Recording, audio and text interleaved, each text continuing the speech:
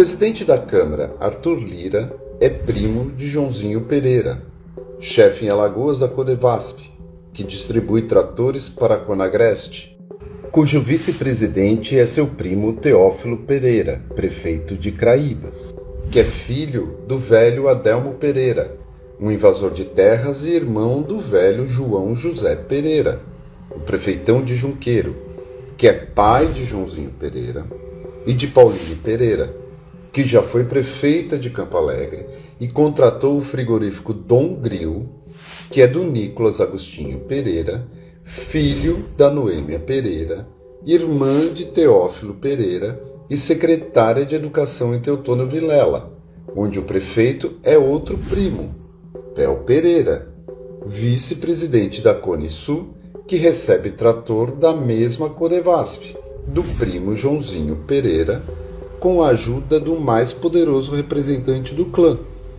o presidente da Câmara, Arthur César Pereira de Lira. O presidente da Câmara dos Deputados, um dos comandantes das falanges de direita e extrema-direita no Brasil. Falanges que ascenderam, lembremos, cavalgando discursos de combate contra a corrupção e que atravessaram este ano com a faca no pescoço do governo, por terem telhados sujos apontando lâminas também para o Supremo Tribunal Federal. O que querem, sabemos, é dinheiro, cada vez mais. Poder também, mas o poder é só o meio para o dinheiro. Não esqueçamos, estão na Câmara e no Senado porque foram eleitos. Esse sistema disfuncional é uma obra conjunta, de longo curso e governos vários, claro que também dos eleitores. Não se chega a 23 partidos com assento no Congresso por obra do acaso. Não nascem do nada aberrações como as bancadas BBB. Boi, bala e Bíblia. Lei aprovada durante a bolsonárica pandemia ampliou caminhos. Igrejas se livraram de pagar 1 bilhão em impostos. Informam Juliana Sayuri e Luiz Fernando Toledo no UOL. Igrejas devem 2 bilhões de reais à União, não por ação do divino. O articulador desta bênção do bilhão foi o deputado federal Davi Soares, filho do pastor R.R. Soares, líder da Igreja Internacional da Graça de Deus. Organizações religiosas têm mais de 30 mil CNPJs cadastrados, 30 mil igrejas. Cerca de 10 mil devem à União. Ou seja, você paga por isso. 70% das dívidas ativas são de igrejas evangélicas, que se multiplicam usando canais de TV e rádio do Estado supostamente laico. Covardia de décadas. Em nome de votos, a recusa à defesa do Estado laico. Multiplicam-se também bancadas da bala por falta de coragem para debater publicamente, politizar o tema e buscar votos de outra forma. Bancadas da bala eleitas usando, como as igrejas, espaços nas emissoras de TV e rádio. Concessões do Estado que há décadas se cala. A porção ogro da bancada do agro. O agro é pop, está na Globo. A agropecuária do Brasil faturou no ano passado 1 trilhão 115 bilhões. E o agro basicamente não paga imposto de exportação. Aprovaram a PL do veneno agrotóxico, que tem o Brasil como um dos campeões mundiais no consumo, resultando numa epidemia de cânceres, doenças hormonais, neurológicas, etc. Que se finge não saber, não ouvir, não ver. Da mesma forma, a voragem imobiliária, quase intocável na imprensa, nas mídias quebradas ou a caminho, estão arrebentando cidades de norte a sul, leste a oeste. Torres, espigões, concreto, destruição acelerada. É o Brasil na contramão do combate ao aquecimento global. Derrubando árvores, bairros, roubando vento, luz, sol, horizontes. Roubando. Afundar um bairro em Maceió é uma metáfora. E o afundamento se dá por ação da Braskem, da Odebrecht, é um alerta do passado, presente e para o futuro. É crime o que estão fazendo, entre tantas, com São Paulo, Recife, Belém, Belo Horizonte, Fortaleza, Porto Alegre e, na primeira capital do Brasil, Salvador. A começar pelo meio ambiente, urbanismo, memória, história. Em Salvador, nos bairros de Ondina, Rio Vermelho, Estela Maris, Graça, Vitória, Caminho das Árvores, Barra, Pituaçu, etc. Agressões brutais ao meio ambiente por toda a cidade. Não por acaso, Salvador, historicamente, tem a maior taxa de desemprego medida nas capitais do Brasil. Não por acaso, no corredor da Vitória, de milionárias edificações voltadas para o mar e com torres cada vez mais altas, não se vê uma pessoa a pé caminhando quando escurece. É o medo resultante do resultado, com a cumplicidade de porções dos legislativos, das câmaras, das assembleias, com prefeitos pilotando, avança a destruição. Ancorada, claro, e sempre no discurso da modernização, do progresso. Mas se sabe, todos sabemos o que é fortuna para uns poucos. E pobreza, miséria e degradação são as sobras para o resto. Nesta terça-feira, na Câmara de Salvador, marcado um assalto coletivo ao meio ambiente, história e memória da cidade. Um combo de projetos na Câmara de Salvador. Primeiro, algo chamado desafetação de 44 áreas verdes. Isso na cidade sendo tomada por torres à beira-mar, etc. Áreas verdes, até então, de uso comum. Deixarão de ser de uso comum para ser de uso, aspas, dominial. Serão cedidas ou vendidas para uso privado. Isso numa cidade que vem sendo aceleradamente engolida pelo concreto, que em boas partes, como no BRT, não tem sequer calçadas. Imagine esse desafetar nas mãos dos que estão erguendo prédios que fazem sombra nas praias. Gedel tentou antes na Ladeira da Barra e não conseguiu. Moura do B já fez em Ondina. E agora querem fazer no Buracão, praia do Rio Vermelho. E também, perto do aeroporto, Estela Maris. E na argumentação em defesa do assalto à cidade, estupidez e ganância. Argumento. Uma casa paga 1 IPTU. Prédios ou torres com dezenas de apartamentos multiplicam os IPTUs. Prefeitura, prefeito e grande parte dos vereadores não conseguem pensar, não conseguem imaginar um projeto de poder menos obtuso, menos feroz. Projeto ou projetos que tragam recursos para a capital nacional do desemprego de uma outra maneira que não seja entregando a cidade como manjar para os já privilegiados. Notem a ironia, certamente involuntária. Os termos usados nos ataques das incorporadoras às cidades são dominial, que nasce de domínio, e desafetação, que é sinônimo de austeridade, humildade, modéstia, despojamento, simplicidade. Neste cenário, dominial e desafetação soam a deboche, escárnio. Ainda na Câmara de Salvador estava previsto para a tarde desta terça-feira alteração na Lei de Ordenamento de Uso e Ocupação do Solo, a LOUS, que influenciará o atual PDDU.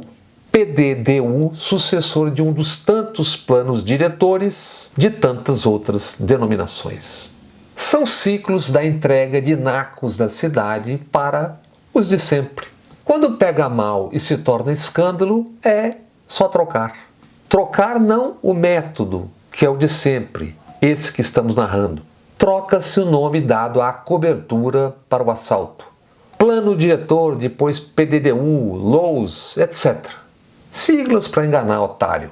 E como sempre, há meses da eleição municipal para prefeito e vereadores. Alguém tem que pagar a conta. Isso em Salvador e Brasil afora.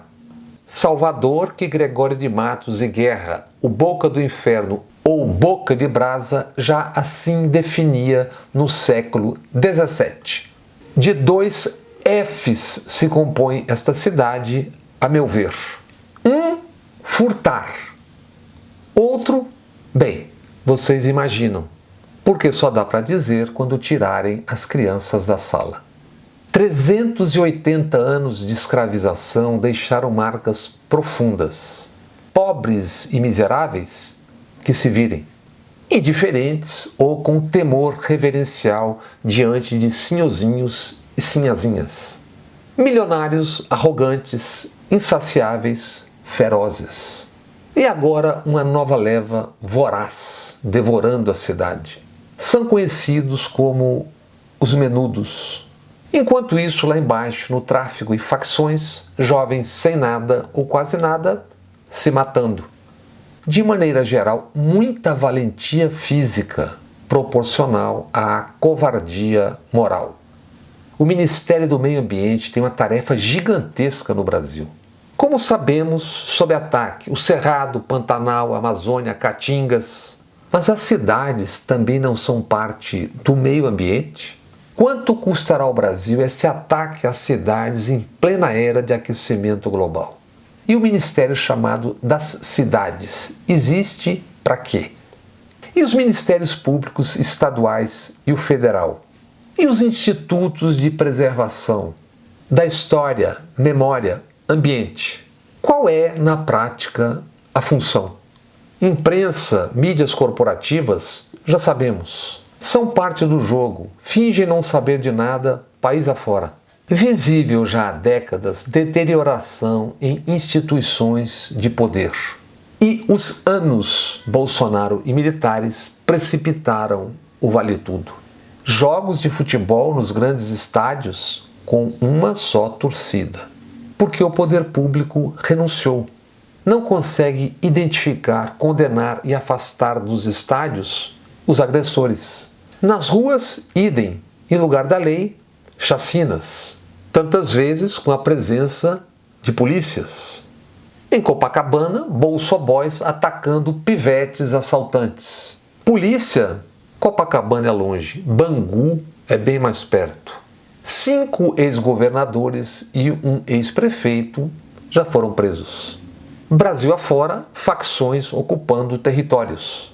Investigações sobre a bandalheira no orçamento secreto. 53,9 bilhões de reais. E é como se não tivesse acontecido. E o orçamento secreto agora substituído pela faca no pescoço. A Lava Jato foi a pedra angular neste processo de deterioração. A Vaza Jato a explica. O Ministério Público do Paraná acaba de pedir a cassação de Moro. O senador que, contrariando a teoria de Darwin, involuiu. Foi juiz federal, sabe-se lá como. Tanto que o valor é elevado e aquilo não corresponde ao que foi gasto especificamente com mim. Com gastos declarados pelo partido, só que eles abrangem outros indivíduos que não só mim. Uma mulher, uma cônjuge, que seja morta pelo seu cônjuge. Moro teve uma raríssima oportunidade, a de julgar a grossa corrupção no circuito política empresariado. Optou por não apenas julgar, escolheu fazer política. Ilegalmente buscou chefiar policiais federais e o procurador Deltan Dallagnol, secundados pelo Departamento de Estado dos Estados Unidos, FBI e companhia. E, no início, sob complacência de grande parte do Supremo Tribunal Federal e da cúpula da Procuradoria-Geral da República. Depois se viram obrigados a um movimento em sentido oposto, movimento de semelhante intensidade. Dallagnol, um direitista messiânico, mais adiante eleito deputado federal, já foi cassado. Dallagnol, o chefe de procuradores que se viam e se portaram como se fossem os intocáveis. egóicos, temerários foram atropelados por suas línguas e atos, expostos pelo hacker Walter Delgatti, o Vermelho, que flagrou o bando no Telegram e com a vaza-jato detonou a Lava Jato. No seu processo de involução, Moro foi ser ministro de quem havia ajudado a eleger Bolsonaro, de ficha corrida cada vez mais vasta, e que o demitiu com humilhação pública. Depois, o passo seguinte na involução. Moro foi trabalhar para a multinacional Alvarez e Marçal. Involução porque Moro Juiz condenara executivos das empresas depois clientes da Alvarez e Marçal no processo de recuperação judicial. Segundo o Tribunal de Contas da União, a multinacional recebeu 65 milhões de reais de empresas investigadas na Lava Jato. E Moro faturou 3 milhões e meio em um ano na Alvarez e Marçal. Voltou ao Brasil sonhando em ser candidato a presidente. Tropeçou na própria voracidade e acabou candidato a senador. Eleito, daqui a pouco pode ser caçado por abuso de poder econômico.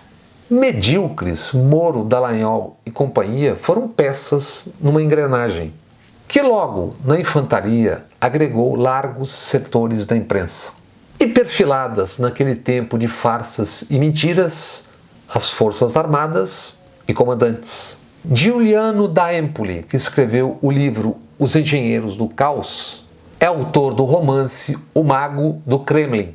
Um personagem real está escondido, embutido na ficção.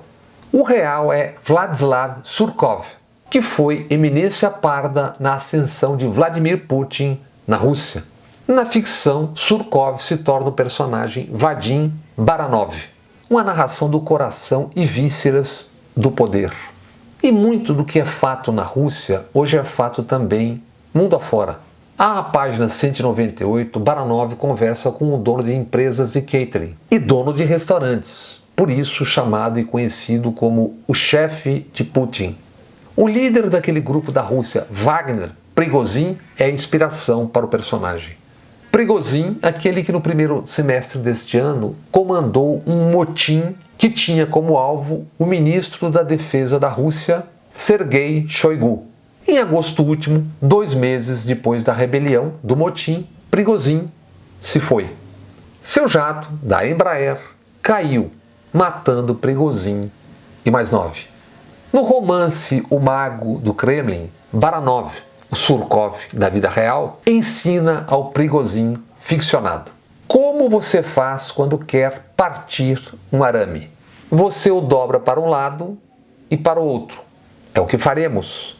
Você se dará conta que há temas aos quais as pessoas se apegam mais que tudo. Não sei quais. Os cliques dirão. E segue a lição com Baranov dizendo a Prigozhin: talvez um seja contra as vacinas, outro contra os caçadores, contra os ecologistas, contra os negros, contra os brancos. Pouco importa.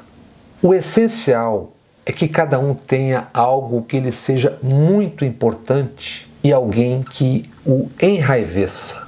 Prega o Mago do Kremlin. A raiva é decisiva, fundamental. A mistura de realidade e ficção precisa ser irrepreensível. E o motor primordial na luta do bem contra o mal é a raiva. A ser manipulada, claro. Sempre haverá decepcionados, frustrados, perdedores, em todas as épocas e sob qualquer regime. Dependendo do período, ela diminui ou aumenta, mas nunca desaparece. A raiva é uma das correntes profundas que regem a sociedade.